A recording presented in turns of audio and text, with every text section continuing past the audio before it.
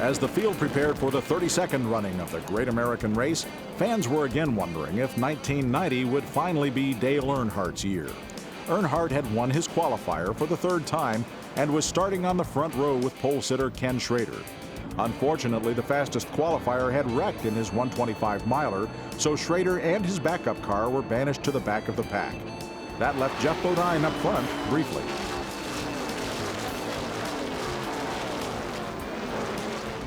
It didn't take long for Earnhardt to assert himself. He took the lead on the second lap and stayed there for 26 more.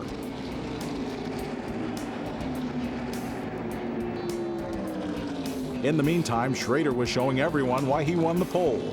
He quickly worked his way up through the field.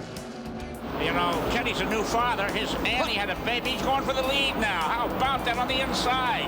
What a drive. This is phenomenal. Baby needs a pair of new shoes, is what Kenny Schrader said the other day. And he's rolling the dice here right now. He's from the back row to second place in 24 laps. And they say you can't pass with these restrictor plates on these cars? Richard Petty was still seeking an unprecedented 8th Daytona 500 win. He ran well in his qualifier, finishing 5th. The King put on a driving clinic, but not the one he would have chosen. Petty is in trouble. Spinning, sliding to the inside. Richard Petty's car number 43 running in 13th position.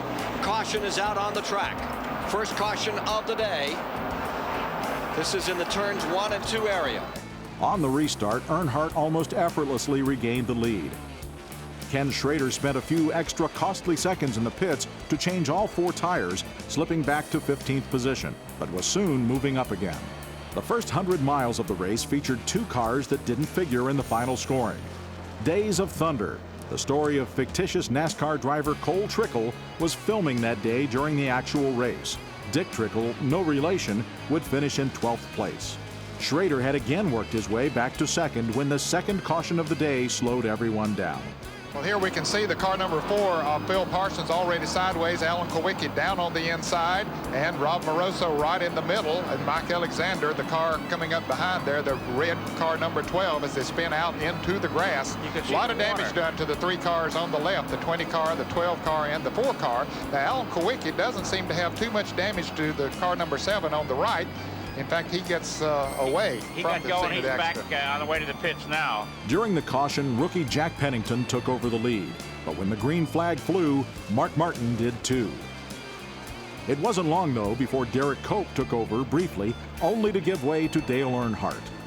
The Intimidator led for 36 laps, and during that time saw his most dogged pursuer, Ken Schrader, drop out with engine trouble. Motor blown. Yeah. Terminal. Yeah. I guess something in the engine let go. I mean, it was working good, you know. It just something finally gave up, and that don't happen to the Hendricks team very often. So it just happened here. 1972 winner A.J. Foyt left the race for a rather different reason. I had a brand new helmet, and I guess the glue that was in it just got me completely drunk. And right now, I don't think the average person can smell it 5 minutes. You want to smell it? Yeah, I can smell it okay. Otherwise, the car was running good. It was running pretty good. We had to draft all day, but I just got so dizzy there that I felt like I was going to injure myself or somebody else, so I just had to quit. And I just can't. I don't know how people can take dope and drive, because you're talking about a drunk. I was drunk the last 20 laps, and I figured park it before I hurt myself or somebody else. Earnhardt in front and seeming to be able to run by himself. That train of cars can't catch him. Earnhardt was pulling away. After the midway point, he took over again for 34 laps, then pitted, allowing Geoff Bodine to move up. Ricky Rudd blew past Bodine, then stopped for 2 tires, but Terry Labonte crept up and took over from Bodine. Labonte almost had more excitement up front than he expected. And as he comes out, car number 1, Terry Labonte has just slipped under number 11, and Terry Labonte went sideways. He really did get sideways. Whoa! This is Bodine's pictures of car number 1. Whew. Labonte, as he started off at turn 4, the back end broke loose, but he did a great job of saving that car. More scheduled pit stops, a brief appearance in front by Bobby Hillin, and then order was restored as Earnhardt took over for another long stretch. The one car he really couldn't shake was the number 10 Chevrolet, driven by Derek Cope. Cope led briefly when Earnhardt made his last scheduled pit stop, but the Intimidator took over again a lap later. What makes this car, this number 3, seemingly so bulletproof?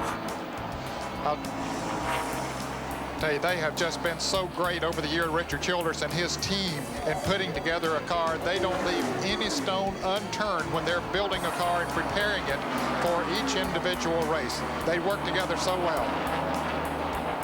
That might have been it, but another caution triggered another round of last gasp pit stops. Earnhardt got new rubber and fell behind Cope. After the restart, it took only one lap for Earnhardt to move from third back to first. Derek Cope on the outside, down on the inside. Earnhardt goes into first. Harold Elliott, Rusty Wallace's crew chief, thought Earnhardt was unbeatable without some sort of intervention. I'll tell you, if anybody's going to beat Earnhardt today, they've got to shoot his tires out. Cope was right on Earnhardt's tail. The white flag coming down to Dale Earnhardt. 1 lap to go. Does anybody have anything left? The Cope with the man in black. Here's what's going to happen. Maybe. I thought Terry Labonte was going to try to move down and take over second place, and if he does, that'll just open it up for Earnhardt to move away. We'll see. Naturally, every one of them wants to gain a position, whether it's from fourth to third or whatever, but if they do get side by side, it'll help Earnhardt. This is the half a lap to go. 4-car shootout to decide it all.